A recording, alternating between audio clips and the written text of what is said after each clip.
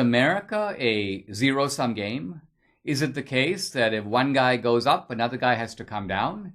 Is it the case that if you succeed, it has to be at my expense? Evidently, Joe Biden thinks so. Listen. We have never fully lived up to the founding principles of this nation, to state the obvious, that all people are created equal and have a right to be treated equally throughout their lives. And it's time to act now, not only because it's the right thing to do, but because if we do, we'll all be better off for it. For too long, we've allowed a narrow, cramped view of the promise of this nation to fester. You know, we've bought the view that America is a zero-sum game in many cases. If you succeed, I fail. If you get ahead, I fall behind. If you get the job, I lose mine. Maybe worst of all, if I hold you down, I lift myself up.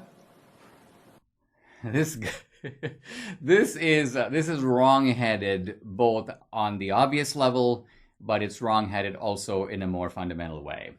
So on the obvious level, a lot of people actually think Biden's right. And take a simple example of two guys who apply for a job. Well, there's one position available. One guy gets the job. So isn't that zero-sum? Actually, no. Because the guy who got the job is better off, but the guy who didn't get the job is not worse off. He's no worse off than he was before. He didn't have the job before. He doesn't have it now. So one guy gains, but not at the expense of the other guy. So Biden is wrong in that very obvious sense. But he's also, I think, wrong in a much deeper sense.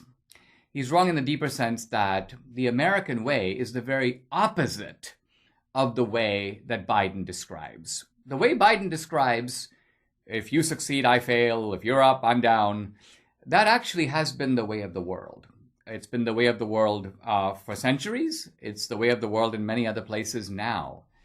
The way of the world is conquest. By and large, people in ancient times thought that they could get stuff by taking it from someone else. That's the only way to get it. Symbolically, you can sort of think of it this way. When I was a kid, I'd go to school and I'd have like a few marbles in my pocket. And sure, the only way for me to get more marbles is to sort of win or grab or take somebody else's marbles. There's no other way. This idea of conquest is well represented in a story that the church father Augustine tells in The City of God. He describes Alexander the Great, who was informed that there was a pirate raiding the high seas. And Alexander summons the pirate and he goes, "What's your big idea? You know, raiding the high seas and taking people's stuff?" And the pirate says to Alexander, "Well, I got the same idea you do, except you've got a big army and a big navy and you're a great emperor. And so you do it on a huge scale. I'm a small pirate, so I do exactly the same thing, but on a smaller scale." So there you have it. This is the ethic of conquest. And for centuries, people thought it was not only the way to get stuff, but it was right. It was manly. It was a kind of masterful display of force.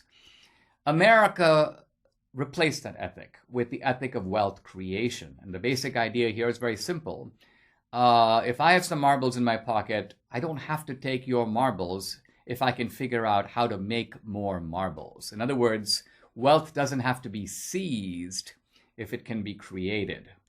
And wealth creation, creating a system of wealth creation, not just this invention or that invention, but I would call it the invention of invention. That is the secret to America. And that's enabled people to come to America, as I did, start out at the very bottom and then move up, upward mobility, but not at anyone's expense. It's upward mobility through seizing opportunity and through striving. That's the American way. That's what's going to keep us strong. And sadly, that's the very America that Biden wants to undermine, if not destroy.